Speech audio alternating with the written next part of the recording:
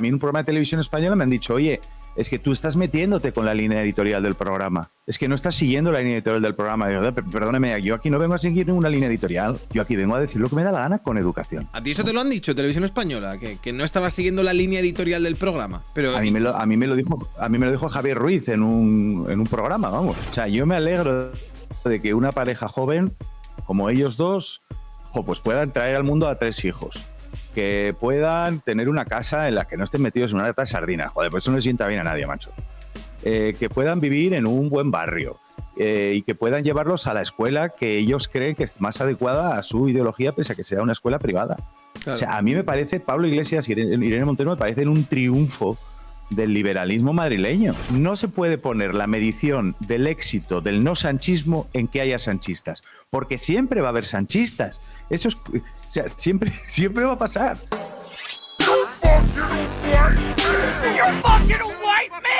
Bueno, chicos, hoy nos acompaña Chapu Apaolaza. Para los que no lo conozcáis, no lo hayáis visto en alguna tertulia, Chapu es un periodista y escritor donostiarra que ha pasado por medios como La Razón, El Diario de Navarra, The Objective, y yo le vi salir de una tertulia de Javier Ruiz en Televisión Española. Por lo tanto, yo creo que has pasado por todas las facetas, ¿no?, de la vida que uno podría esperar. ¿Qué tal, Chapu? Bienvenido. No, esperad un segundo, que quería terminar diciendo que Chapu Apaolaza, a pesar de haber pasado por todos esos sitios, ha acabado abriéndose un canal de YouTube que ha decidido llamar Chapu Apaolaza YouTube en un ejercicio de originalidad, ¿no?, de absoluto. Le tuvo que venir una vena creativa brutal y dijo: Chapu Apaolaza YouTube, no vamos a darle más vueltas. Os lo voy a dejar por aquí, en algún lugar, para que os suscribáis. Y bueno, os lo iré recordando a lo largo del directo para darle ese primer empujón, porque yo creo que es importante que toda la gente que se viene aquí a los medios disidentes, tío, a empezar a contar su película, tenga por lo menos esa oportunidad, y que la gente vaya ahí, se suscriba al canal y decida qué le parece. ¿Qué tal, Chapu? Menuda chapa. Pues muy bien. Muy contento de estar aquí contigo. Efectivamente ha sido un riesgo enorme de creatividad, un salto al vacío, poner Chapu Apaolaza a YouTube.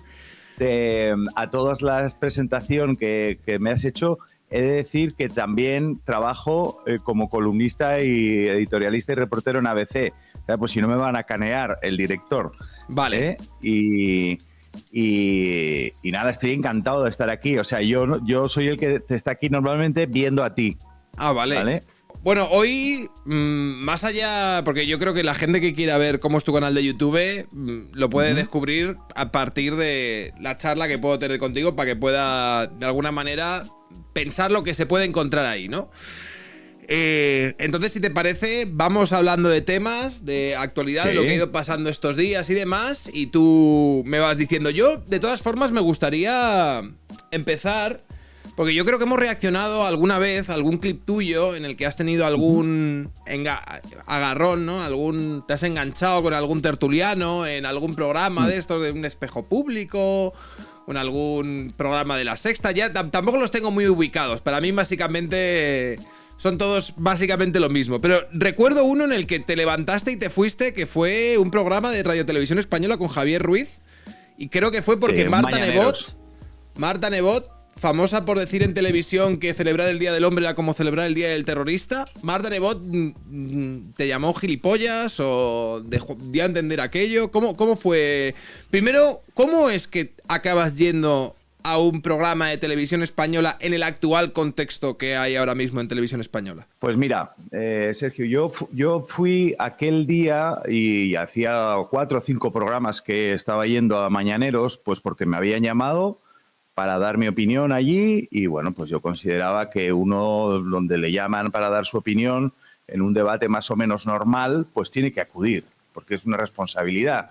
Al fin y al cabo, pues tu opinión la representa a un montón de gente, más, menos gente, pero bueno, hay gente que la representa, ¿no? Entonces, para que no funcione la espiral del silencio, yo creo que es mejor ir a los sitios. Es verdad que estructuralmente la tensión que hay en ese programa y un poco cómo juega la moderación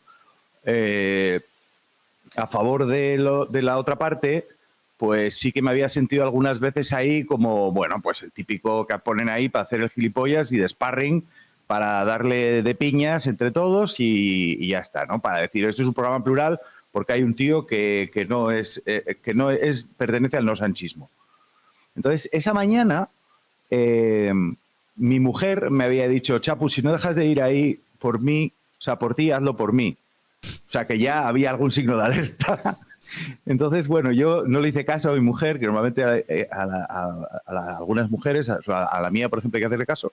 Fui al programa y, bueno, hubo un enganchón con Marta Nebot en el que fue una especie de insulto indirecto, ¿no? Porque de pronto ahí dijeron, Almeida había dicho que por Leire de 10, por la versión de Leire 10 en la que resulta que era una Charo nivel 20, Charozar, lo llamas tú, sí, ¿no?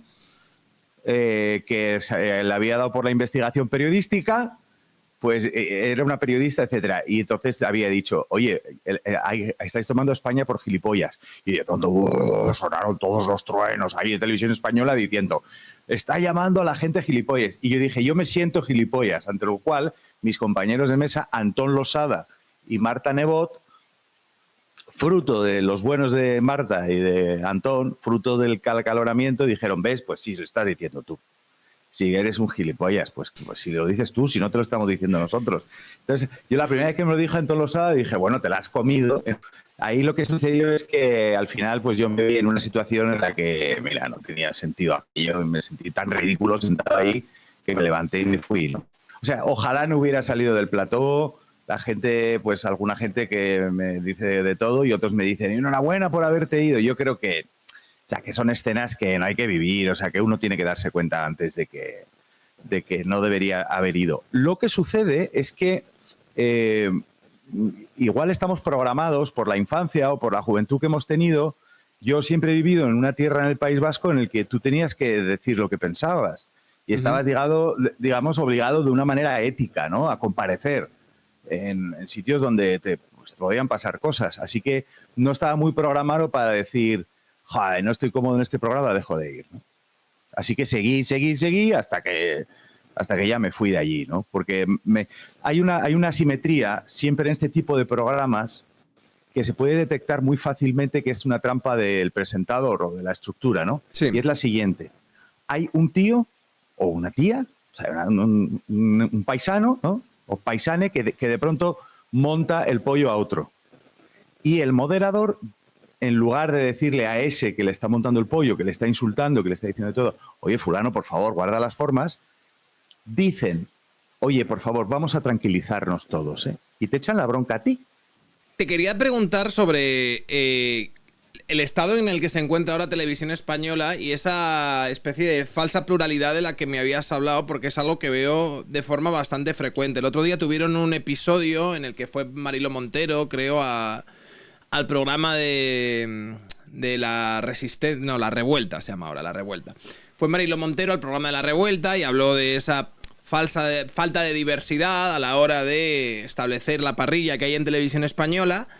Y hubo muchas voces que dijeron, pero ¿cómo va a haber falta de diversidad si estás tú en ese programa? Hubo uno incluso, creo que uno de los colaboradores de La Revuelta, que se llama Grison, dijo, pero si el programa de MasterChef está presentado por un señor que aparentemente no vota a Pedro Sánchez. Entonces eso era como una especie de prueba de que efectivamente en Televisión Española había muchísima diversidad, se permitían todas las voces y el otro día incluso José Pablo López, que es el presidente de Televisión Española ahora mismo, alabó que personajes como Marc Giró o Buenafuente diesen grandes discursos y grandes speeches políticos, casi como celebrando esa supuesta pluralidad que tendría Radio Televisión Española. ¿A ti qué te parece? Bueno, claro, la pluralidad no se mide por tener a una persona diferente a lo que es el pedrismo, ¿no? Sí, que no está incluida un poco en ese círculo del espacio público, sino que se mide en respetarla, ¿no? Si tú llevas a Marilo Montero para ponerla verde porque le gustan los toros y porque esto y lo otro y porque si llevas a Marilo Montero para ponerla verde, pues tío, mejor no la lleves. O sea, es casi peor, ¿no? No puedes decir que estás siendo plural llevando a Marilo Montero. Luego pasa otra cosa en Televisión Española, que es que Televisión Española era un canal, yo creo que esto tú lo has comentado alguna vez, y yo creo que ahí tienes razón, que era un canal que informaba, formaba y entretenía, o lo intentaba. Y en los servicios informativos, pues cada gobierno, en mayor o menor medida, pues arrimaba el ascua a la noticia a su sardina. Joder, pero es que ahora te están machacando desde el punto de la mañana hasta la noche con una turra ideológica pedrista de un mundo que justifica constantemente las decisiones del gobierno. Es que no es que hoy, mira, es que Urdazi, mira lo que ha dicho. ¿Te acuerdas? ¿No? ¿Os acordáis de Urdazi, no? Ay, es que Urdazi, mira, ha hecho una entradilla en la que dice que no sé qué. No es Urdazi, es que es todo el día, es atosigante. Y aparte, que yo entiendo que un medio de comunicación tenga una línea editorial o tenga otra, ¿vale? Porque yo ahí lo entiendo. O sea, que La Sexta tenga su línea editorial, que 13TV tenga la suya, que no me importa. Pero si yo, ¿por qué tengo que pagar la línea editorial a favor del gobierno de Televisión Española, de un ente público? ¿Por qué tengo que pagarlo yo? O sea, cuando me cobran los impuestos, me cago en todo lo que se menea, porque me imagino que van a Broncano, que va a decir, viene Mariló, y además la traen como, fíjate, ¿no? Mariló, claro, esta facha, vamos a traer esta facha y decirle, a ti te gustan los toros, ¿no? ¿Cómo van a ver los toros si les hace acupuntura? Oye, tío, te voy a decir una cosa, vete a meterte con tu padre. O sea, ¿por qué traes a una persona para meterte con tus opiniones? Para hacer chanza de esas opiniones de esa persona. Yo no lo entiendo, ¿no? Bueno, creo que Mariló había ido ahí porque estaba yendo al programa de MasterChef o algo así, entonces me imagino que forma parte de la rueda que tienen en Televisión Española y demás, pero a mí me impactó mucho que lo utilizasen como excusa para decir, ¿lo veis como aquí permitimos todo tipo de discursos? Que hasta alguien tan facha y tan fascista como tú está diciendo esto y no lo vamos a censurar. Vamos a meternos contigo, vamos a machacarte, incluso el público te va a dar caña. Aquí ya hay que, en plan, claro. No, hasta el público te va a insultar, pero vas a ser prueba de la pluralidad de esta cadena. A mí, la verdad, te van a buchear el público de una manera ecuánime. O sea, cuando se ve que el público está bucheando a la gente, es como cuando atosigaban a Alaska, ¿no? Porque decía que ella no le iba a decir nada a Miguel Bosé. Pero ¿cómo no le vas a decir nada a Miguel Bosé, no? O sea, es que es un fenómeno del underdog, ¿no? Está el perro debajo ahí, con un pitbull encima, y así es como uno se siente. Hay programas, o sea, a mí en un programa de Televisión Española me han dicho, oye, es que tú estás metiéndote con la línea editorial del programa. Es que no estás siguiendo la línea editorial del programa. Digo, perdóneme, yo aquí no vengo a seguir ninguna línea editorial. Yo aquí vengo a decir lo que me da la gana con educación. ¿A ti eso te lo han dicho, Televisión Española? ¿Que no estabas siguiendo la línea editorial del programa? Claro, sí. Pero a mí me lo dijo Javier Ruiz en un programa, vamos. A mí y a otra persona que estaba conmigo. Que éramos no seguir la línea editorial, para que yo me entere, ¿qué significa no seguir la línea editorial? No seguir la línea editorial era que se habían desvelado unos mensajes entre Sánchez y Ábalos, sí. Y entonces la cuestión era hablar de lo que yo entendí que querían hablar el programa en su línea editorial, era de, ¡oh cielos, qué horror, que ha habido un delito porque alguien ha revelado secretos de una conversación entre dos personas! Claro. Y una vez hablado de eso, que bueno, si lo había revelado una de esas dos personas, como finalmente sucedió, que era José Luis Ábalos, no había ningún tipo de delito, me interesaba hablar del contenido.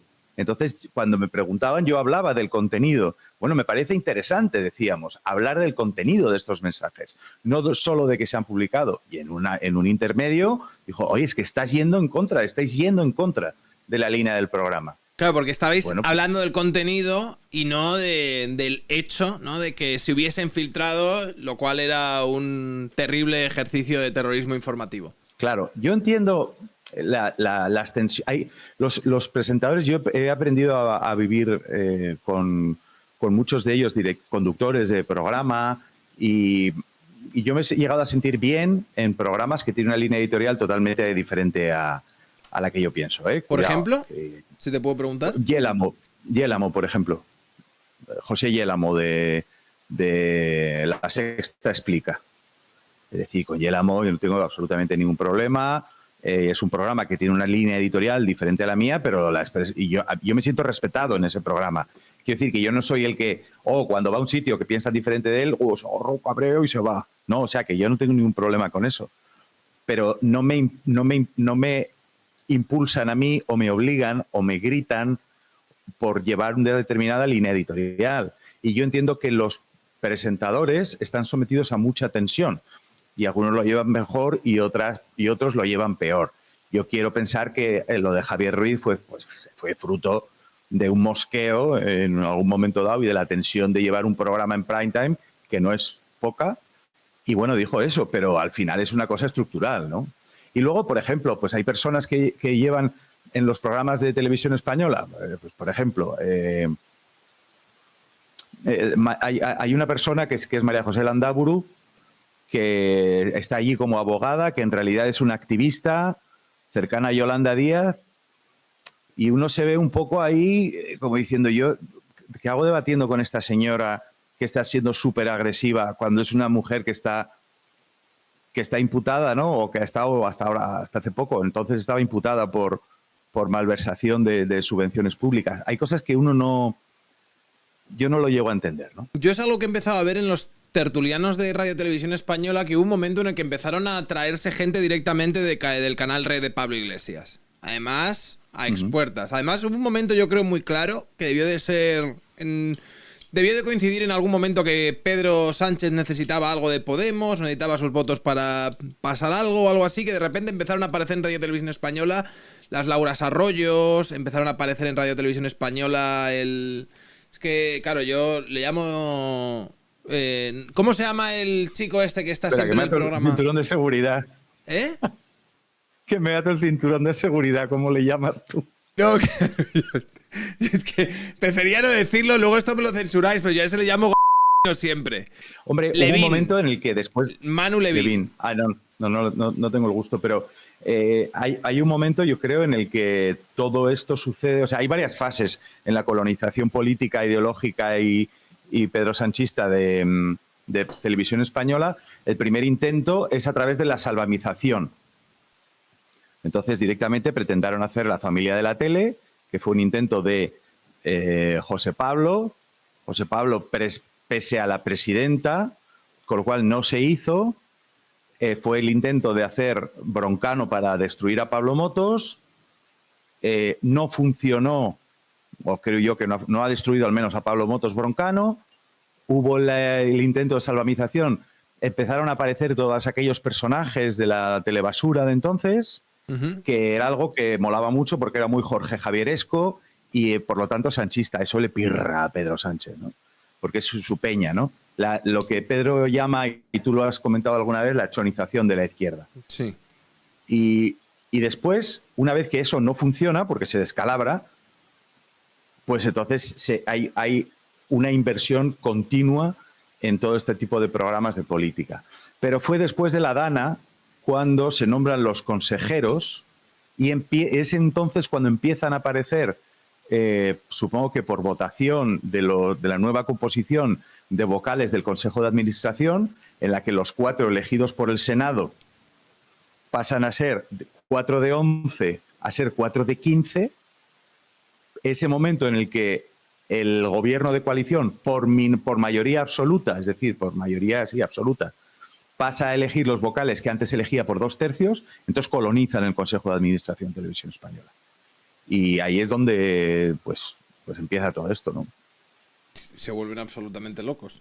Pero, claro, nosotros estábamos... O sea, yo recuerdo los momentos en los que Pablo Iglesias quería acabar con el monopolio mediático. De hecho, abre Canal Red un poco porque entiende que tiene que dar como esa batalla en los medios y demás. Y su objetivo, realmente, su target, no es acabar con los medios de Antena 3. No, su objetivo es La Sexta, que es el programa que, de alguna manera, digamos a decir, tiene más conexión con la gente de izquierdas y tiene más conexión con los que deberían votarle o a él o a Pedro Sánchez. Y lo que vemos es que al final quien ha dinamitado y quien está realmente socavando el espacio mediático que tenía La Sexta está siendo Radio Televisión Española, que encima está teniendo buenas audiencias relativas a costa principalmente de que La Sexta pierda audiencias. Entonces, yo lo he hablado alguna vez también con Pedro Herrero, y es el proceso este de podemización del PSOE. Me da un poco la sensación de que prácticamente va siguiendo la hoja de ruta ahora mismo, por ejemplo, con el rollito de Palestina. Va un poco el PSOE siguiendo la hoja de ruta que tenía tanto el Podemos de Pablo Iglesias como la estrategia de Íñigo Errejón, pero yo creo que Pedro Sánchez haciéndolo con éxito donde los otros fracasaban o donde los otros no tenían tanto impacto. Bueno, claro, lo que pretende Sánchez ahora es elevar la tensión de una manera, bueno, elevar mucho la tensión para ocupar el espacio de Sumar y en la medida en la que pueda ocupar el espacio de Podemos, ¿no?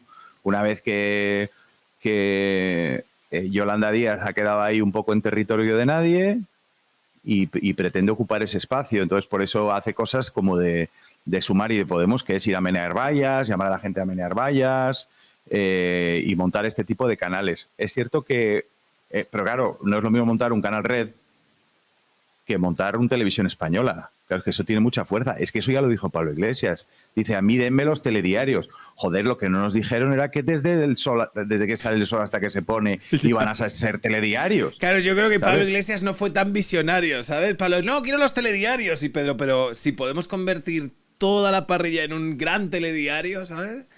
En un lugar de disputa política donde siempre salgamos victoriosos, ¿por qué no vamos a hacerlo? Claro, y luego es cierto que el canal Red, por ejemplo, tiene ese refugio de la verdad y de la pureza de Pablo Iglesias, al que le suponía cabalgar algunas contradicciones el gobierno.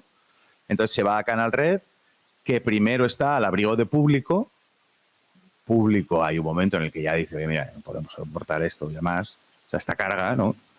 Y entonces se independiza, pero se independiza Canal Red unos meses después de que se suspendan las emisiones de Russia Today. Canal Red compite en una versión no abiertamente putinista, digo no abiertamente, porque de alguna manera sostiene las visiones geoestratégicas de Rusia. Y entonces ahí empieza y saca un músculo que nadie sabe de dónde sale, ¿no? Que ahora está pensando, no sé si lo ha hecho ya, en su expansión en México. Bueno, a mí siempre tenemos esa coña. Yo vivo en Andorra, entonces hay como muchos entrepreneurs, muchos de estos de no, sé tu propio jefe, haz total, vende cursos. Y están ahora mismo últimamente con mucha coña con Pablo Iglesias, porque claro, de repente yo recuerdo un vídeo de Pablo Iglesias enseñando sus oficinas en México. Entonces él se grababa, chicos, tal, no sé qué, y eran unas oficinas de puta madre, con unas vistas a la ciudad, tal, no sé cuántos. Luego el tío ha hecho un crowdfunding para que le paguen la expansión del bar. El tío ha sacado hace poco un curso, ¿no?, de formación política para que hagas el análisis crítico desde la perspectiva de Pablo Iglesias, el curso que siempre quiso dar. Y da un poco la sensación como que el tío está triunfando dentro de lo que es ese marco de, no sé, casi de vender cosas en internet, de que ves casi todos sus anuncios siempre van acompañados de un suscríbete a Canal Red. El otro día, ¿qué podemos hacer para luchar contra el genocidio? Y una de las cosas que podíamos hacer, y de hecho el vídeo trataba de eso, era suscribirse a Canal Red, donde había periodismo independiente. Y entonces al final dices, hostia, suscríbete a los de Canal Red por los que no pueden, ¿no? Claro, mentalidad de tiburón absoluta, Pablo Iglesias. Ha hecho ese... Nadie lo está viendo, pero está haciendo ese viaje del neoliberal hasta convertirse en la persona que mejor vende cursos de internet. Hombre, o sea, es cierto que Iglesias, no Podemos, pero Iglesias y su aparición en los medios y todo aquel universo mediático estaba claramente dopado por Irán. O sea, parecía absolutamente dopado por Irán. Luego ya yo no sé, no sabría decir, o sea, no me atrevería a decir que si hay una influencia de terceros países. Sí que está en la órbita de otro rollo, ¿no? Y está en la órbita del Grupo de Puebla, de la multipolaridad, de toda esta cosa que hay mucha gente que quiere defenderla. ¿eh? Y él está en el lado de la izquierda y otros que están en el lado de la derecha, porque eso es un abrazo que nos están haciendo bastante divertido, ¿no? Pero ahora yo me alegro mucho por Pablo Iglesias porque desde un punto liberal o conservador, o sea, es un éxito. O sea, yo me alegro de que una pareja joven como ellos dos, pues puedan traer al mundo a 3 hijos, que puedan tener una casa en la que no estén metidos en una lata de sardinas. Joder, pues eso no le sienta bien a nadie, macho. Que puedan vivir en un buen barrio y que puedan llevarlos a la escuela que ellos creen que es más adecuada a su ideología, pese a que sea una escuela privada. Claro. O sea, a mí me parece, Pablo Iglesias y Irene Montero me parecen un triunfo del liberalismo madrileño. O sea, pero me hace gracia porque ellos se están pegando la vida que pretenden negar para el resto. Claro, es el problema. Es el problema, ¿no? Pero que lo hagan ellos a mí me parece bien, ¿no? Claro. O sea, a mí tener una casa, o que yo, o que tú, o que este, o que el otro, es que me da igual quién sea, tenga una casa con tinaja, cabaña y piscina con jardín para tocar por las tardes el Dick Daddy Do, joder, me parece bien. Tío, vive la vida. O sea, yo solo tengo envidia del pelo de la gente. A mí lo demás me da igual. O sea, si tiene un barco de 40 metros, tío, digo, ole tus huevos, ¿sabes? A mí lo que me parece mal es lo que le parecía mal a él. O sea, a mí los listones morales que yo le pongo son únicamente los suyos, ¿no? Claro, pero es que es eso, tío. El tío se ha convertido en un profesional a la hora de vender infoproductos. El tío ha conseguido que la peña le pague su bar. El tío se ha abierto unas oficinas en México para un canal de YouTube que me imagino que yo no pongo en duda que esté financiado con microtransacciones de todos los viewers que tiene, que me imagino que son como muy entregados. El tío está viviendo en un chalet en Galapagar, lleva a sus hijos a un colegio privado y... No sé, bueno, lo único, lo de que Irene Montero tenga el sueldo de eurodiputada. Pero yo creo que es punto por punto todas las cosas que Pablo Iglesias sobre el papel aborrece, ¿no? Colegios privados, chalets alejados de la gente, ¿no? Y no pisos en Vallecas y todo esto. Pero bueno, más allá de Pablo Iglesias, yo creo que me gustaría volver al tema de Pedro Sánchez, el sanchismo y la actual deriva que lleva.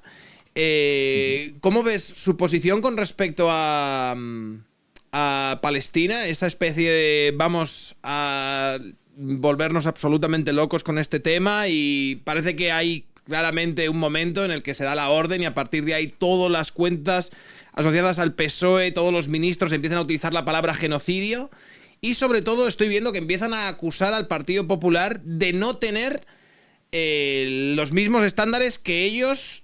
De hecho, no tenían, hacía unos meses ellos estaban diciendo algo parecido a lo que está diciendo ahora el Partido Popular, de bueno, pues habrá que ver, no, lo de genocidio me parece no, es algo que tiene que decidir la Corte Internacional, la Corte Penal Internacional, y ahora, sin embargo, la posición que tenían hace unos meses, ellos la están señalando en el adversario como una posición que es prácticamente equidistante con el genocidio. Lo que necesita es la de la demonización de la oposición.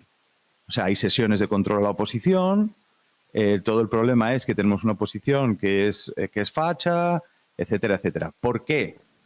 ¿Por qué sucede esto? Porque para él, para construir su gobierno, necesita construirlo con los tíos que se habían significado como enemigos de España.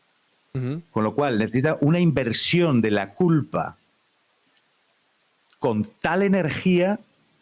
Necesita emplearle tanta energía para que Alberto Núñez Feijóo sea un peligroso facha y Arnaldo Otegi sea un hombre de paz. Claro, eso es como una formación de una montaña, cuando dices, mira, es que se chocó la placa de África con la de no sé dónde y joder, le salió el Atlas, ¿no? Pues claro, es lo que está haciendo es emplear una cantidad de energía y tensión suficiente como para que la gente entre en ese tipo de rayaduras mentales, ¿no? Donde un partido... Es un partido de Estado el que lleva 37 terroristas, que es un partido al que, digamos, no al partido, pero al proyecto político le humea la pistola y los otros y sean unos hombres de paz, ¿no? ¿Y crees que le está funcionando de cara a los suyos? Es decir, hay mucha gente que la veo absolutamente convencida de que este señor es un all-star. Sí, y le van a dar el Premio Nobel de la Paz 3 veces. El Premio Nobel de la Paz, bueno... Hay una encuesta por ahí que ha hecho El Plural, que es un periódico bastante, ¿no? Donde hay bastante diversidad política Plural. también. Mira, yo sabes qué creo, Sergio, que aquí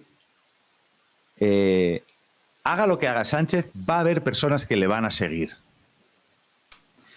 Y yo creo que la derecha se equivoca al medir las expectativas. Yo creo que en Génova 13 y en Vox deberían poner una planta solamente dedicada a gestión de expectativas. Son un montón de gente, los mejores cerebros. ¿Ustedes qué se dedican? A la gestión de expectativas, porque de verdad que lo necesitan. No puede ser que la expectativa de la derecha que han creado y ese marquito sea la chatarra de que todavía hay gente que sigue a Sánchez. Sánchez se va 5 días, escribe una carta por internet que parece que le ha escrito un adolescente mamao a las 4 de la mañana a su ex. O sea, parece una bronca de pareja, aquella carta, y de pronto van 500 personas o 300 personas allí a manifestarse. Y dice la gente, es que hay gente que apoya a Sánchez. Bueno, siempre va a haber gente que apoya a Sánchez. La cuestión es cuántos. Si de 10 que lo apoyaron en el 2023, ahora lo van a apoyar 7, pues perdóname, Sánchez, pero estás jodido. Y será un triunfo de otros partidos. Y Sánchez ahora mismo, está más acabado que la Falange. O sea, no se puede poner la medición del éxito del no sanchismo en que haya sanchistas, porque siempre va a haber sanchistas. Eso es, o sea, siempre va a pasar. Si Sánchez coge y dice, oye, mira, ¿sabéis qué? Que sale de Sánchez y dice,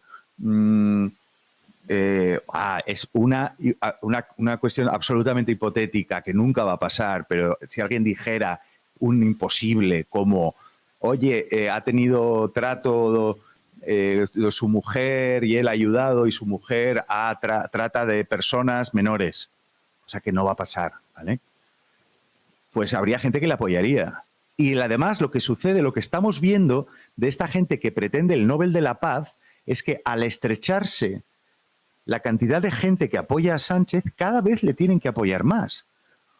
Es decir, tú no puedes decir, bueno, no puedes contraponer a Ábalos, Santos Cerdán y Koldo, bueno, es un tío bastante sensato, entonces yo por eso le defiendo. No, porque diría, joder, ¿cómo va a ser un sensato, tío?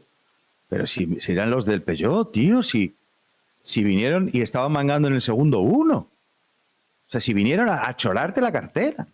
No, tienes que anteponer a eso Sánchez es la reencarnación del Dalai Lama. Y ahí te funciona el muñeco, ¿sabes?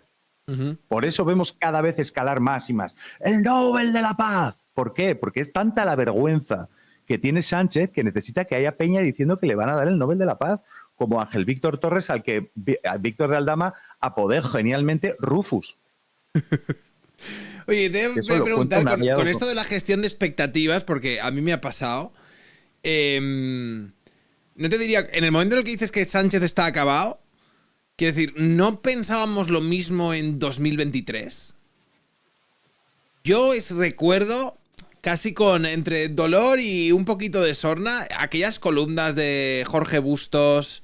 Yo recuerdo una especialmente que tuvo que ser especialmente dolorosa para Bustos, que fue rollo, ¡guau, Sánchez, mañana te negarán! Y era una columna que era muy humillante a escasos días de las elecciones, explicando cómo todos los que habían alabado a Pedro Sánchez iban a rechazarlo, iban a darle la espalda en el momento en el que perdiese las elecciones, ¿no? Y se convirtiese en un paria y se convirtiese en un elemento tóxico dentro de la política, como fue Zapatero en los primeros años, antes de que últimamente renaciese y empezase a convertirse en otro emblema alrededor del Partido Socialista.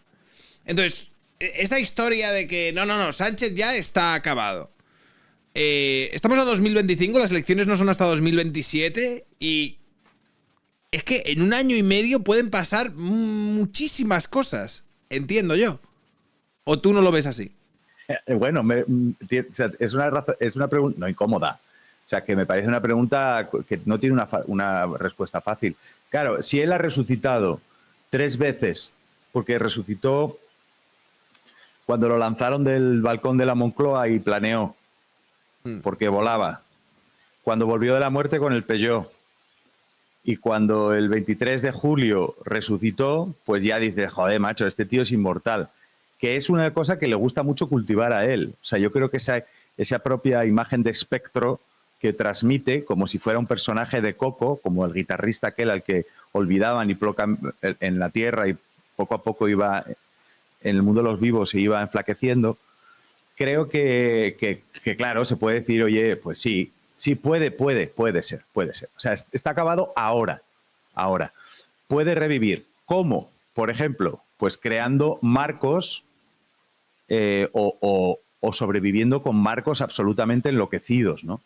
Es decir, imagínate que Sánchez sale mañana y dice, oye, es que esto ya no va de mí o de tal, esto va del país que queremos. Entonces vamos a ir adelante con un referéndum entre república y monarquía. Pues puede salvarse. Sí. O sea, puede salvarse porque puede crear un marco en el que la gente se vuelva tan absolutamente loca o la gente la vuelvan tan absolutamente loca que ya no piensen en lo que ha pasado.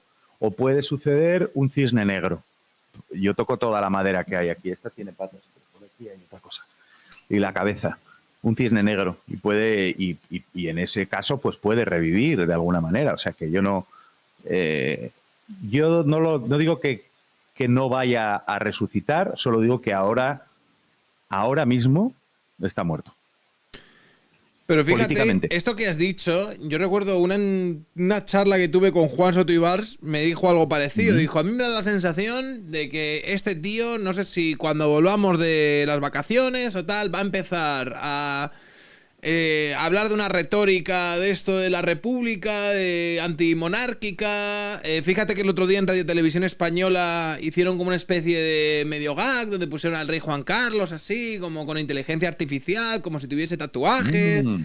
Ya dentro de la propia televisión española y demás. Y entonces, claro, a mí lo que me extraña es plantearnos que, dado el personaje y dado la trayectoria que tiene, ¿cómo va a... si puede hacer cualquier cosa? O sea, si puede volverse absolutamente loco y tocar todos los botones posibles para intentar sobrevivir, aunque sea lo más desesperado y lo más extremo posible, ¿cómo nosotros podemos plantear que no lo va a hacer? Yo no te lo aseguro, ¿eh? Yo no te lo aseguro, desde luego. Porque él, por ejemplo, yo creo que es un hombre que ha transmitido algunos rasgos de personalidad que son orgullosos, y tener un rey creo que no le sienta bien a él. Él se ha enfadado mucho cuando ha habido fallos de protocolo y ha quedado ridiculizado. Creo que es un hombre con un sentido del ridículo enorme, de la ofensa, de parecer ofendido.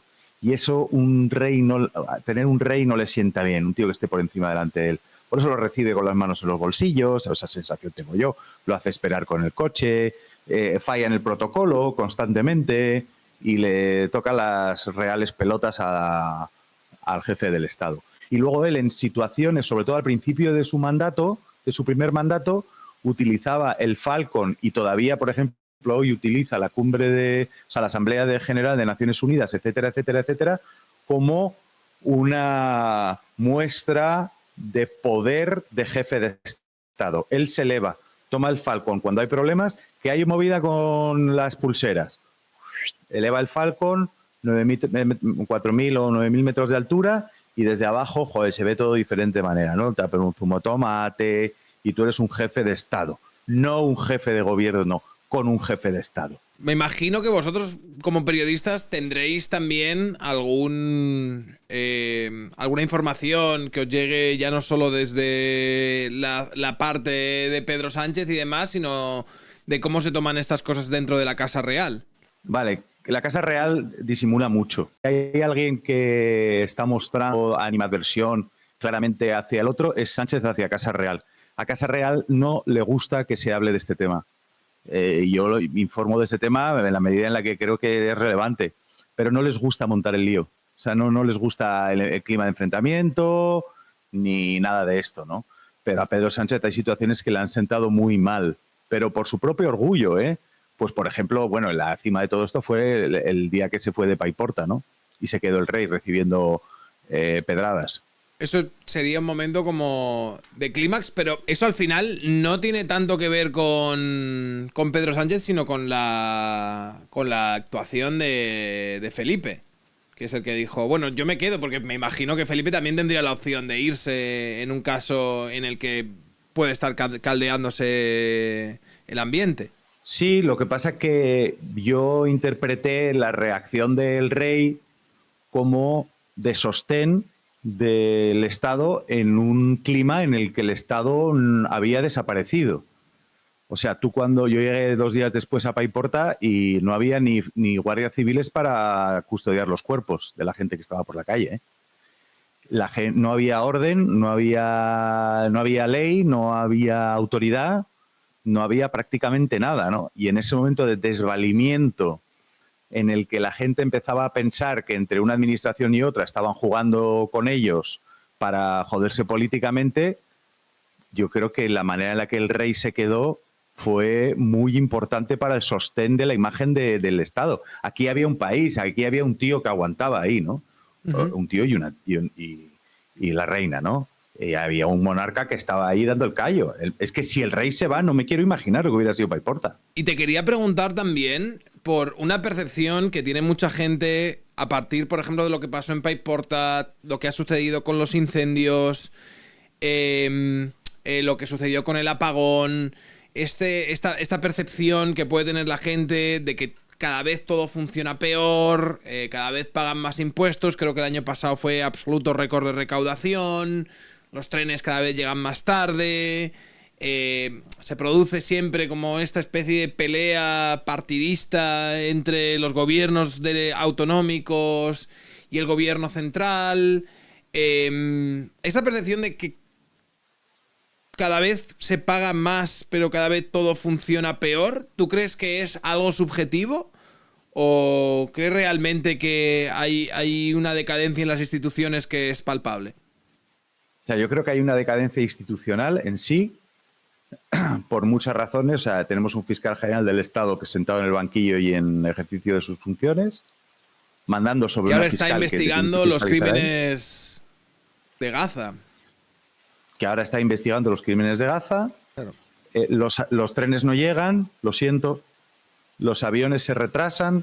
Hay huelgas, hay historias, hay una sensación de que no funciona nada y de que cada vez pagamos más impuestos. Al tiempo que se dice este país va como un cohete, eso está generando un malestar evidente que están sacando todas las encuestas en la población. Y la gente está hasta las narices. Y esto tiene que ver con fíjate, el cambio de cómo a un gobierno estas cosas le pueden sentar bien o mal, según por qué. Y nadie sabe muy bien por qué. Yo le llamo la baraca, o sea, la suerte. A Sánchez le vino una pandemia, el volcán, todo lo que le pasó. Y todo, la gente sentía que le venía bien, que Sánchez te estaba salvando de todo.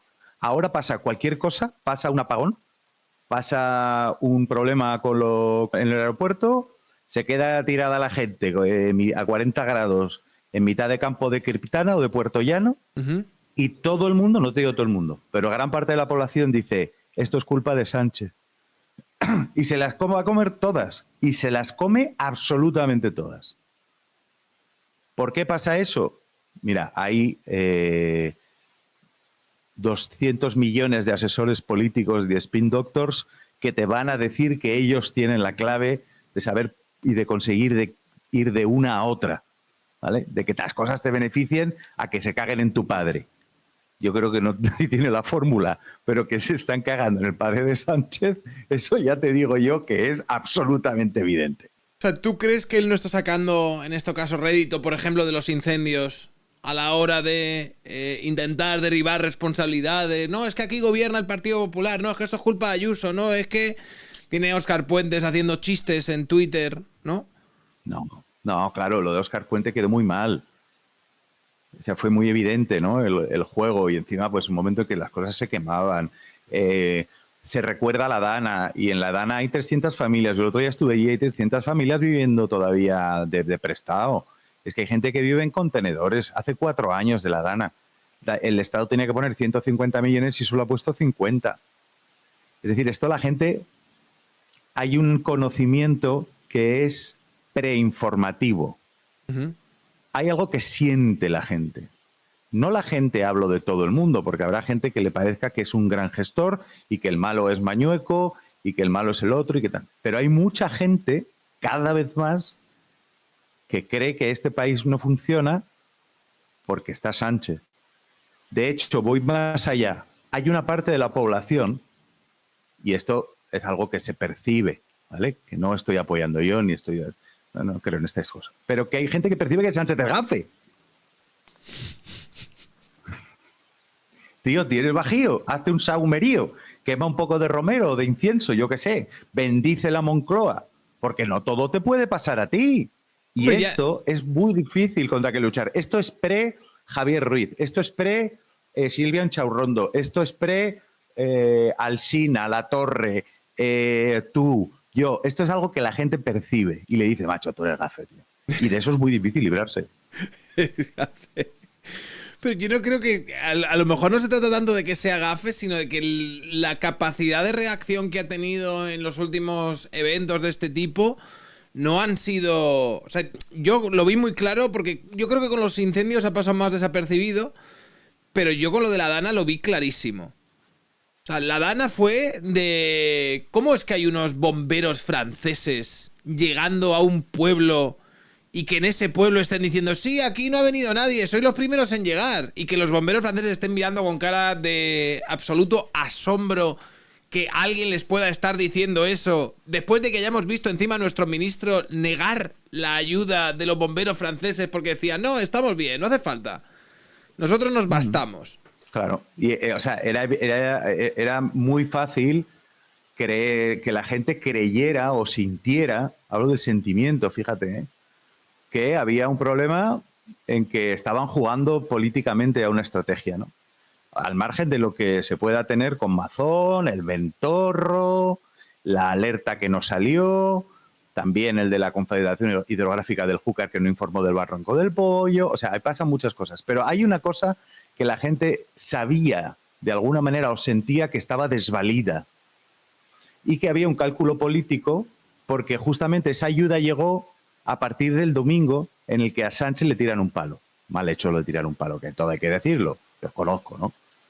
Pero había un momento en el que el tío pues, recibe un palazo o una caña o algo así que le tiran, o no sé si le dieron a él o a su escolta, bueno, da igual, fue una agresión intolerable, ¿no?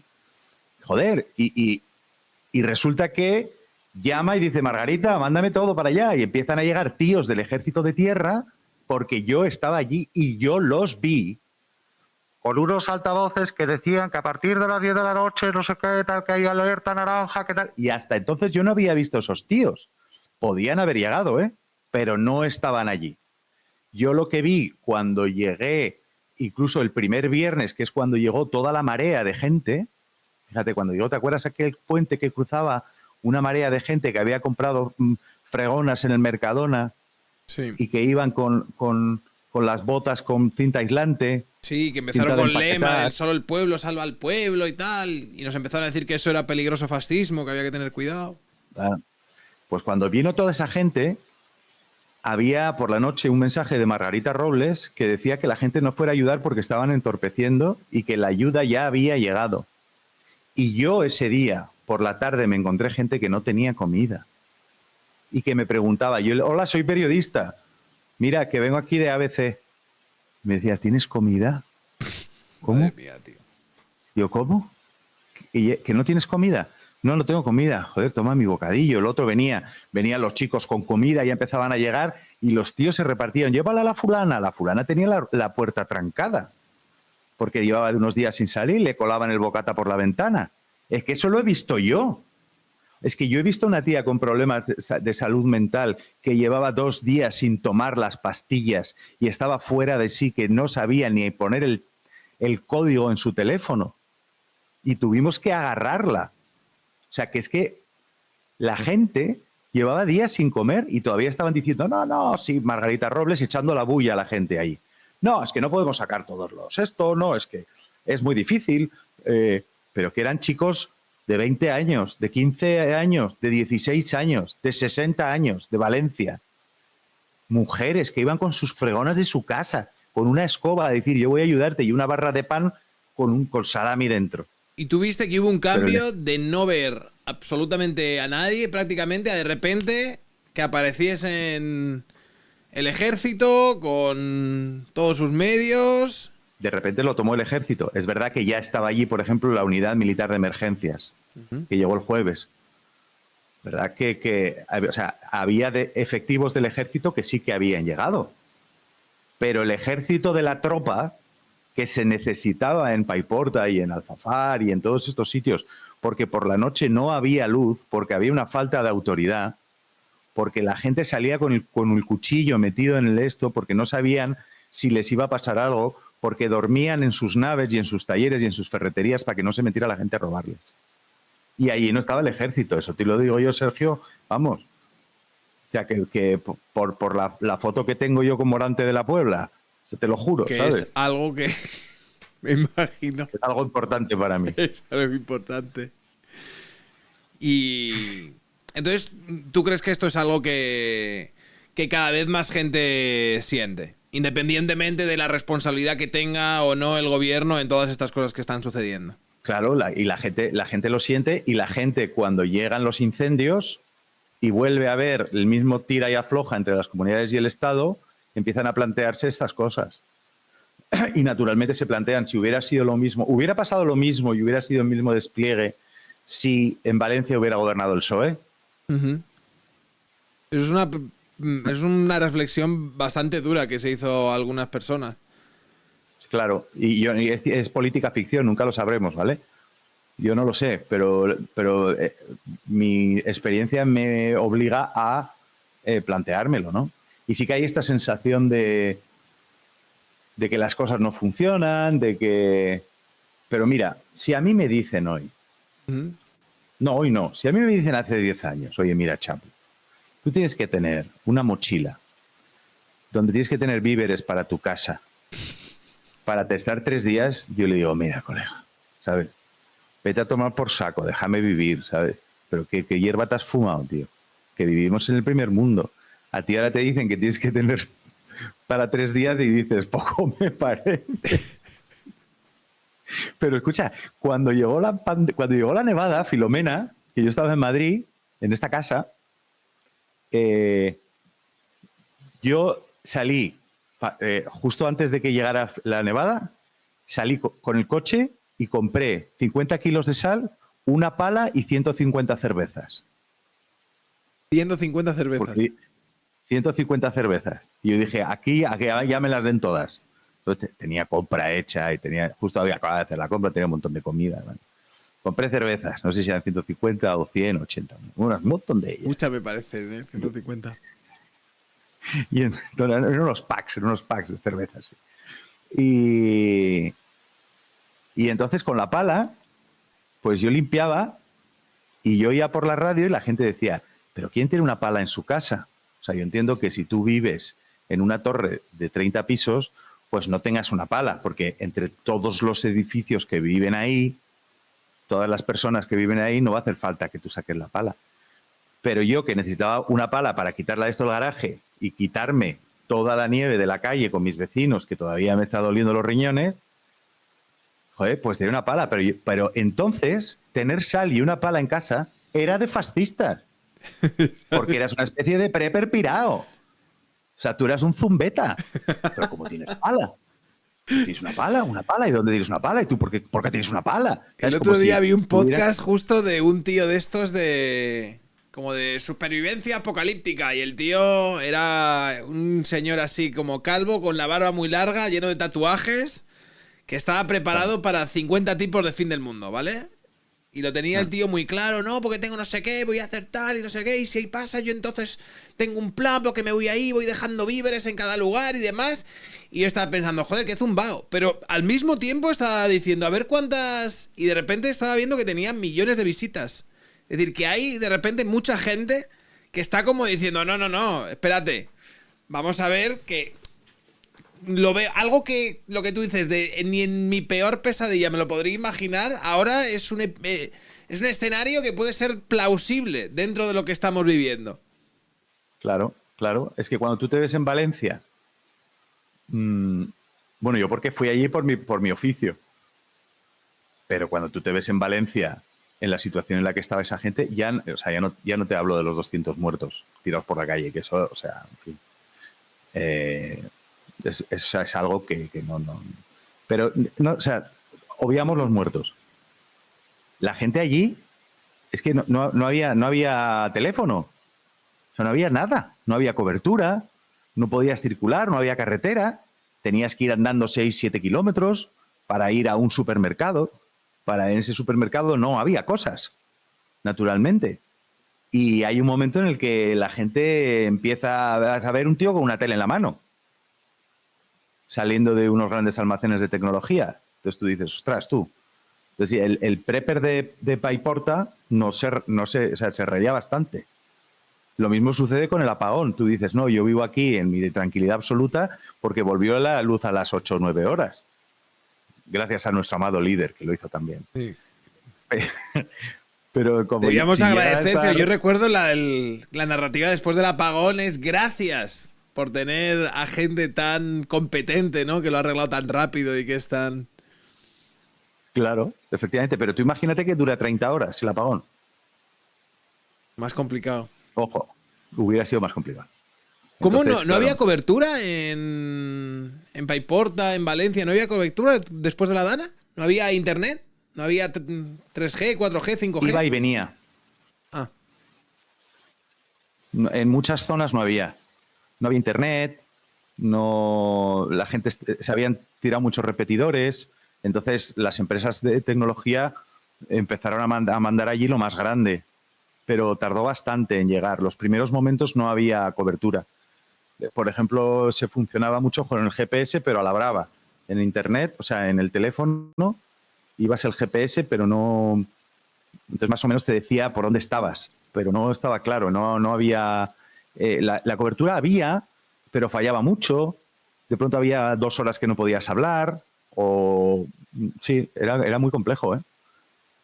No tanto como el apagón, que fue un apagón absoluto de cobertura durante horas, que yo le hice, mi mujer estaba en Valencia, no, en la Valencia del apagón, no de la Dana, aunque luego ella fue allí a ayudar y yo decía que no les pase nada.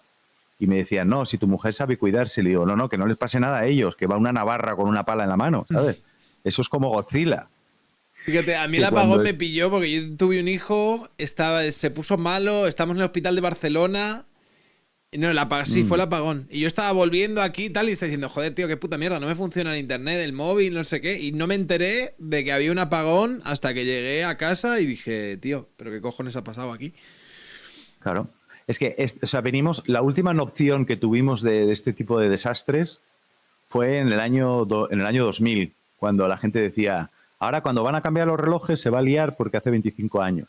Sí, el efecto 2000. Se va a liar porque no, el efecto 2000 y tal, pero tú pensabas que había un sistema que te iba a ayudar, ¿no? Tú dices, joder, si aquí me pasa algo, pues rápidamente va a haber gente que se despliega porque tú pones las noticias y estás harto de ver flipaos con Land Rovers con antenas y chalecos de todos los colores. Entonces tú dices, joder, pues alguno de estos que llevan antenas en el casco va a aparecer por mi calle y me va a coger en brazos a mi abuela, ¿no?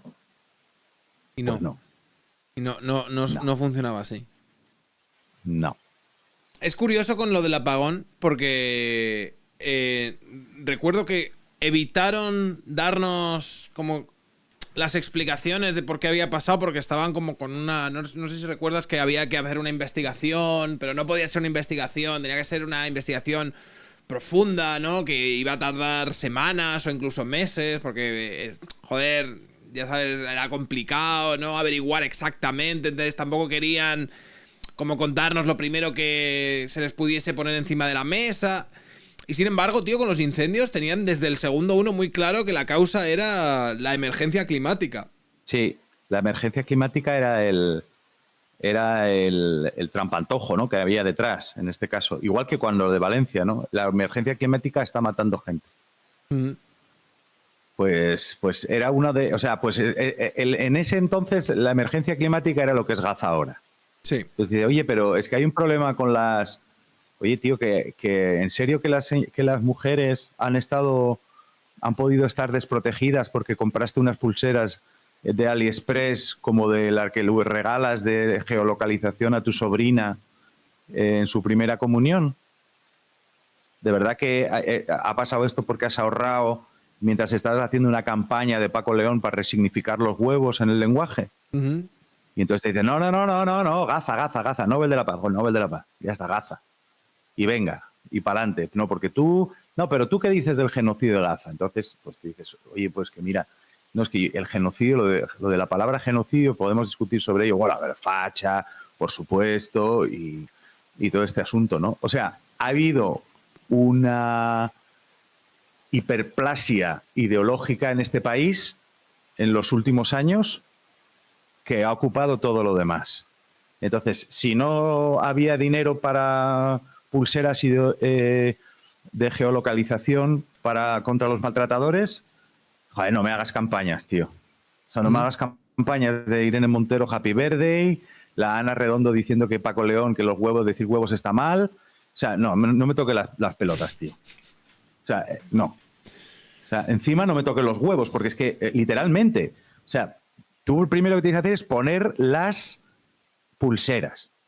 Y una vez que has puesto las pulseras y que las mujeres están protegidas, si quieres hablamos de la palabra de tener cojones, ovarios, balls, si es más un huevo, 3 o 1 o 2. Ahí ya, si quieres, hablamos. Y entonces me dices que si abrir la puerta a una mujer está mal, que si el extender las piernas en el metro, que si las masculinidades tóxicas, o sea, todo lo que quieras. Pero no me vayas a decir que estabas dedicando tu esfuerzo a todas esas mierdas mientras las mujeres llevaban unas pulseras de la primera comunión. Me explico, ¿no? Y entonces eso ha sucedido en todo. Es una hiperplasia ideológica. La ideología lo ha ocupado absolutamente todo, constantemente. Entonces, claro, la gente ya está tarumba, está de la olla. Todos los últimos años ocupados en resignificar a la gente entre buenos y malos, entre fachas y gente como que tiene que estar en el lado bueno de la historia. O sea, yo no sé las veces que me han dicho facha. Luego, claro, cuando le pegan un tiro a un tío y dicen que me da igual quién se lo diera, sino que se dicen, oye, que es que este tío, bueno, que era muy facha. Claro. Dices tú, joder, pues a mí me dicen todos los días que soy facha. A ver, no me irán a pegar un tiro. Pero ¿no? si te lo pegan, sabes que la editorial de la cadena SER será, bueno, sí, a ver, pegar tiros está mal, pero tenemos que hablar de quién era este señor. Era un supremacista blanco, era un tío que quería que las mujeres no saliesen de casa, era un tío claro. que...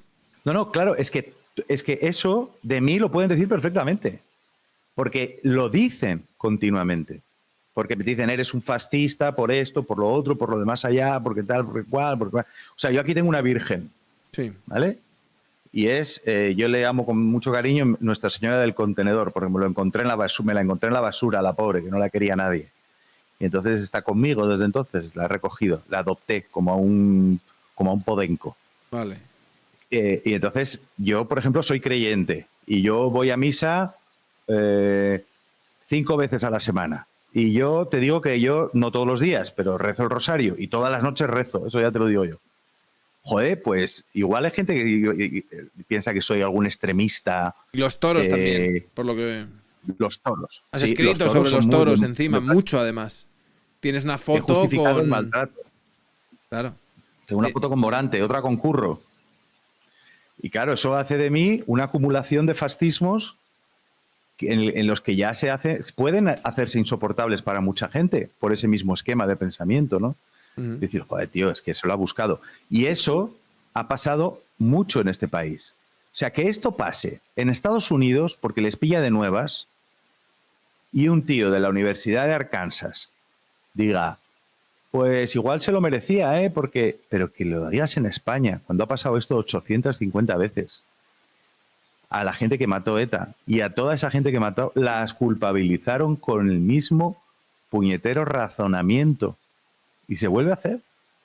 Sí, no sé quién leí el otro día que dijo, no sé por qué me da que si fuese hoy cuando hubiesen asesinado a Miguel Ángel Blanco, a ver, la respuesta de mucha gente hubiese sido una de, bueno, pero este Miguel Ángel tal, es que claro, apoyaba esto, era de esto, que no justificamos que le haya pasado nada, pero hay que ver, el tío también provocaba, claro, iba ahí, estaba en un sitio complicado.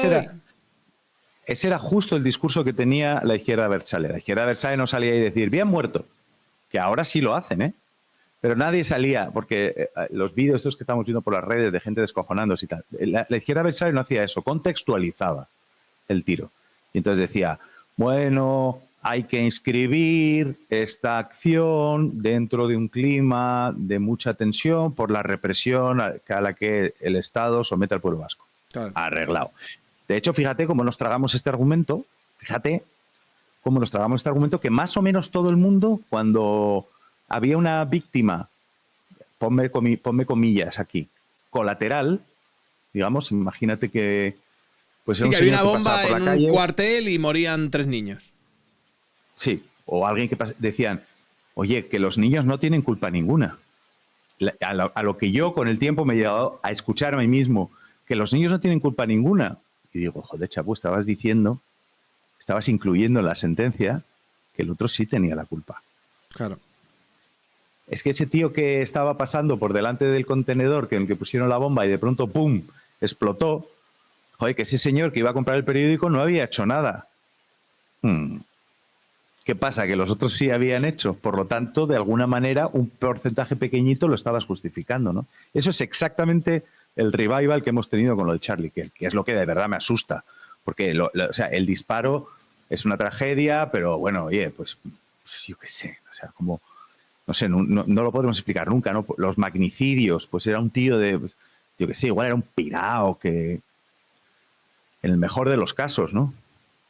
Pero lo que me preocupa es la justificación. Eso sí que me pone los pelos de punta, tío. Sí, eso es lo que más nos ha impactado, yo creo, a todos. Ya no solo yo, porque yo veía a los TikTokers estos americanos, me generaban mucha rabia. Salían como riéndose y tal. Pero bueno, lo decían en inglés. Pero yo en el momento que empecé a ver la cadena SER... Además... Me jodió porque ya no es solo que lo estuviesen justificando, porque no lo justificaban, pero lo contextualizaban. Ya no era solo eso, sino que encima, tío, o sea, sacaban de contexto de manera deliberada todo lo que había dicho, todo el trabajo de ese tío, ¿vale? Que el tío podía ser un provocador y a mí hay cosas que a lo mejor yo no estaba de acuerdo, pero luego lo estaba escuchando, es diciendo, era el tío más puto cabal que había ahí con diferencia. O sea, yo lo he escuchado hablar de manera respetuosa absolutamente todo el mundo. Le llaman racista, es absolutamente falso. Le llaman supremacista blanco, es absolutamente falso. Pero para hacerlo tienen que sacar como partes de su discurso, retorcerlas, ¿sabes? Sacarle todos los contextos posibles y decir, mira, es que aquí leyó esta frase del Levítico, por lo tanto él decía que había que apedrear homosexuales. Ese rollo de, tío, es que si lo ves en contexto, él no está diciendo esto. Está diciendo que no hay que sacar frases del Levítico para intentar... apuntalar discursos políticos. Y el tío, no, claro, pero aquí se está diciendo que quiere apedrear homosexual, yo lo veo bastante claro. Y tío, yo veía que en la cadena SER y en televisión española y demás, les daba igual. Iban con absolutamente todo y cosas que incluso en Estados Unidos se tuvieron que rectificar. O sea, Stephen King dijo lo de apedrear homosexuales y luego dijo, me he equivocado, no era así, lo siento, lo puso como 20 veces en plan, no, que lo he leído mal, que es verdad que formaba parte de un debate, es que... Aquí, yo recuerdo que Ignasi Guardans lo dijo, lo volví a decir luego en la radio y se quedó tan ancho, lo puso en Twitter, no ha rectificado nada y sigue en sus 13 de que ese señor era un neofascista, que lo que quería era esclavizar a los negros, acabar con los gays y absolutamente todo. Sí, y que los negros tenían menor coeficiente intelectual que los blancos... Y todas estas cosas que este hombre no dijo, ¿no? O sea, que... No, claro, lo del coeficiente intelectual formaba parte de un debate en el que él estaba hablando de la discriminación positiva. Entonces estaba hablando de que había un grupo de señoras amigas de Michelle Obama que habían dicho que ellas tenían el trabajo que tenían gracias a la discriminación positiva. Y entonces el tío dice, lo que estáis diciendo es que tenéis una capacidad intelectual más baja que otras personas a las que le habéis tenido que quitar el trabajo, el puesto de trabajo. Claro. Y entonces a partir de ahí ya dijo, está diciendo que los negros tienen menos capacidad intelectual que los blancos. Y el rollo, no, claro, está haciendo un argumento más o menos provocador, pero en contra de la discriminación positiva o de las políticas de cuotas. Claro. Y luego lo que ha pasado también con el funeral, ¿no? O sea, a mí, yo creo que no, o funeral, show... Lo que tú quieras, sí, el homenaje este multitudinario que han hecho, que es muy americano, que a lo mejor a mí me puede chocar esto, ¿sabes? A mí también, pero la manera de expresar los sentimientos de un norteamericano me ha chocado muchas veces en mi relación con ellos. Claro, yo recuerdo a Kobe Bryant cuando murió también llenaron un estadio y hicieron un espectáculo que a mí me ha recordado de manera más o menos similar a esto. Digo, que empieza la gente a echarse unas jajas con que la mujer de Kirk, con que Erika Kirk ha dicho que perdona al asesino. Y entonces la gente, sí, mira, le perdona como Cristo, hijo. Y yo digo, discúlpame, pero no estoy entendiendo esta cuestión. O sea, hay un respeto. ¿A qué era mejor? Que Erika Kirk saliera y dijera, sois todos unos hijos de la gran pup, y entonces lo que hay que hacer es pasaros a todos para el cuchillo. Y vengaré la muerte de mi marido hasta la última gota de sangre. O sea, no entiendo. Vale, que para nosotros puede resultar un poco excéntrico en nuestra contención, igual que nosotros les parecemos excéntricos a los japoneses. O sea, si un japonés ve una fiesta de la tuna de Derecho de Alicante, te aseguro que se mete debajo de una piedra, porque dice, ¿pero esto qué puñetas es? Porque tenemos maneras diferentes, culturales, de comportarnos. Yo creo que los estadounidenses son así, ¿no? Claro, hay gente que lo comparaba con un rally nazi. En plan, no, esto no tiene ninguna diferencia con un rally nazi, porque mira aquí toda esta gente rollo, tío, acaba de salir la esposa del asesinado a decir que le perdona al que le ha pegado un tiro, y tú esto lo estás comparando con Hitler, ¿sabes? En un mitin popular llamando al exterminio de judíos. Es que no tenía ningún tipo de sentido, tío. No, a mí de verdad que, o sea, por ejemplo, Trump sí que yo creo que hace una utilización de todo este tema que podría haber estado en una parte trasera mucho más elegante, ¿no? En un backstage más elegante, más estiloso, o sea, pero no vamos a demostrar que Trump es un tipo de ademán gualtraposo, ¿no? O sea, que no, eso no lo vamos a descubrir ahora. Pero, a mí me daba pena, porque yo decía, ojalá si esto no suceda nunca, pero ojalá si un asesino mata a un hijo mío o a mi mujer, yo como cristiano que soy, oye, perdonadme, igual me están poniendo pink, otra de nazi, ¿no? Pink, como cristiano. Ha dicho que como cristiano. Pues ojalá saliera yo y pudiera, aunque fuera discursivamente, emitir el perdón hacia el asesino de mi marido. Decirle, yo te perdono, porque no sabías lo que hacías. Porque estarías siguiendo mi doctrina.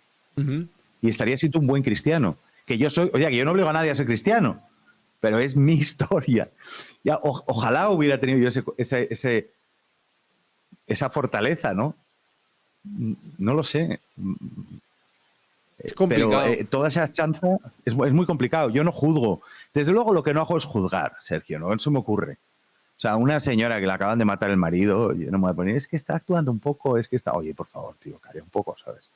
Vamos a dejarla estar. ¿Sabes? Que haga lo que quiera, que haga lo que quiera. ¿Sabes? El problema es cuando se hacen homenajes al asesino. A mí eso sí me parece grave. Se hacen homenajes al tipo que le pegó un tiro al de la compañía de seguros médicos y el tío es un héroe, eso me parece grave. Que el Tyler Robinson sea un héroe, eso sí me parece grave. No el ademán más o menos actuado de Erika Kirk.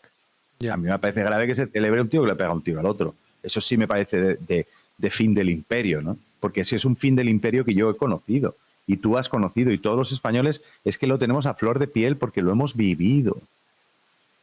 Entonces, que se lo trague un tío que no ha habido terrorismo en su país en los últimos 80 años, pues bueno, pues le ha cogido de nuevas. Ahora que nos lo traguemos nosotros, que tenemos 850 muertos.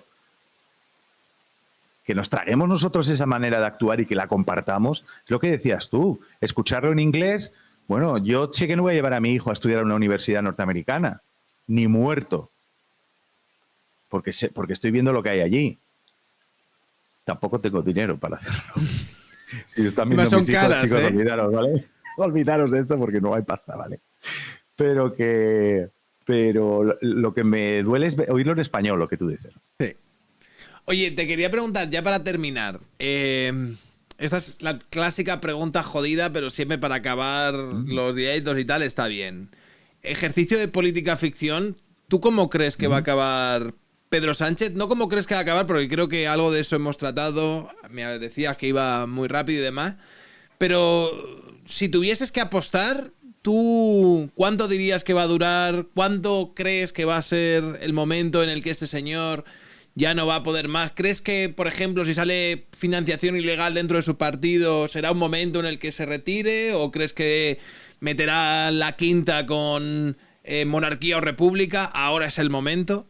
Yo creo que él va a intentar meter la quinta con todos los temas que pueda para polarizar aún más la sociedad y crear nuevos marcos que hagan olvidar todo lo que ha pasado, y creo que morirá políticamente a manos de los suyos en una operación que será cruenta, porque esta vez no van a dejar heridos, ¿no? Desarrolla más eso. No, cuando se cargaron, no sé si está bien utilizar este lenguaje en YouTube, claro. Ah, está bien. Cuando descabezaron a Sánchez, lo quitaron de en medio, pero lo dejaron vivo. Entonces volvió. Y volvió del otro lado. Por eso es un espectro. Por eso no tiene miedo. Por eso le da todo igual. Y por eso parece inmortal. Y esta vez, cuando acaben con él, acabarán con una política bala de plata. Y se asegurarán de que no vuelve a levantarse. ¿Y tú crees que acabarán con él desde dentro del Partido Socialista? Sí, yo creo que esto es una revuelta que tiene que producirse dentro del Palacio. Bueno, o el paso del tiempo, en el que llegue un momento de que haya unas elecciones y no consiga darle la vuelta, metiendo la quinta, la sexta y la séptima marcha, acelerando ese coche que ya en cada badén, ¿vale? Se abre el maletero y salen nubes de pasta, ¿no? Del atraco. Entonces va acelerando cada vez más, y aunque acelera, hay un momento en el que la frontera se acaba, ¿no? La carretera. Y yo creo que se terminará, pero será desde dentro. Será desde dentro, una vez que pierda probablemente las elecciones. Pues lo que pasa es que, claro, ha convertido al PSOE de toda la vida en una especie de cosa hueca, o sea, de animal disecado. O sea, porque no existe, ¿no? Y él constantemente lo invoca, ¿no? Y empieza a hablar del PSOE de toda la vida, y la gente se piensa que... Pero no, el PSOE es que el PSOE ya no existe. No existe nada que no sea Pedro Sánchez. O sea, dice, no, Adriana Lastra está preparando una operación para... Bueno, oye, yo no lo sé, pero le van a dar fuerte de dentro, ¿eh? No parece. Porque le han avisado muchas veces, y le han dicho, no te estás cargando el sanchismo, te estás cargando el socialismo. Los ha unido en un destino terrible. ¿Y eso tú crees que dentro del PSOE lo saben? Sí. Sí, yo creo que sí. O sea, yo creo que hay un momento en el que... Sí, claro que lo saben. Lo que pasa es que no tienen poder para elevarse, ¿no? Ha habido oportunidades. O sea, por ejemplo, García Page ha tenido oportunidades para hacerlo.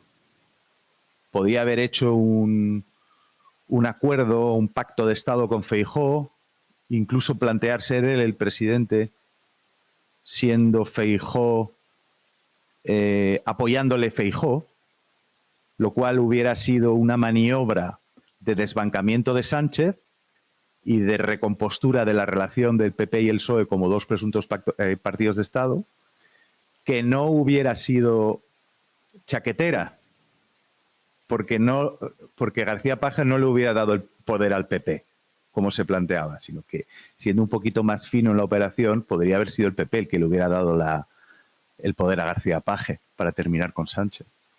Pero no lo quiso hacer, no, le faltaron quesos de la Mancha. Esto habría sido muy distinto y no nos habría dado para tantas horas de vídeo y de comentarios y de artículos y de todo. Porque eso sí hay que dárselo. Buena, ¿eh? Esa hubiera sido buena también, ¿eh? Sí, en aquel momento habría sido muy espectacular, pero visto en perspectiva, uno dice, también habría sido anticlimático. Claro.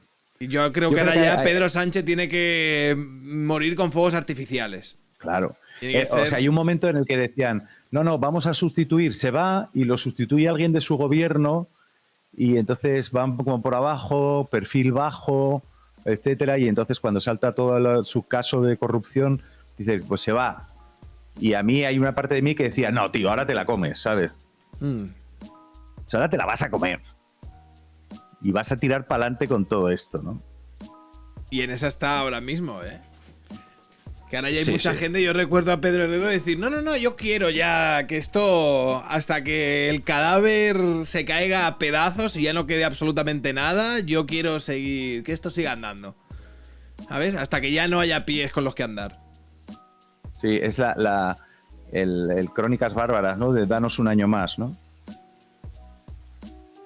No, hay un momento en el que yo creo que compiten al menos en mí, que ya empieza a ser, yo tengo 48 años, pero empiezan a competir en mí un poco la ansiedad porque las cosas vayan bien y un poco el tío viejo, casi revertiano, que ve el mundo hundirse, ¿sabes? Y lo observa, ¿no?